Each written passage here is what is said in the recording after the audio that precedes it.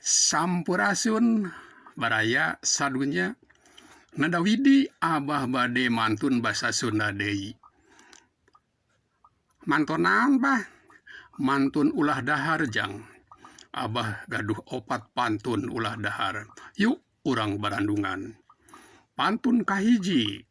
Tumpak kahar kacijengjing, duaan ejeng mas bejo. Ulah dahar loba teuing sangkan henteu olok kejo. Nah abah atuh sakedik mah moal wareg. Harga beas ayeuna keur mahal jang.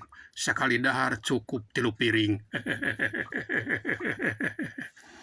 Pantun kadua, tumpak kahar kawalahar mawa beas keur diakut. Ulah dahar, awas ulah dahar jukut. Har, nah abah teu keuing dahar jukut. Najan beas mahal, ulah nepi ka dahar jukut jang. Bisi pada newak, terus dipencit, disangka domba. Pantun katilu, reka pasar tumpak kahar, na kaharna aya hileud. Ulah dahar bari baeud. Aya kitu mah nu dahar bari baeud, aya jang. Sabab dengan sanguna ukur ngalamotan curug da duitna beakeun keur mule beas. Pantun kaopat, tumpak kahar ngakut cukut, henteu poho mawa arit.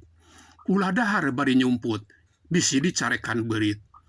Nah beurit bet nyarekan bah, nyarekan jang. Sabab nu nyumputna teu nyesakeun sangu saremeh-remeh acan.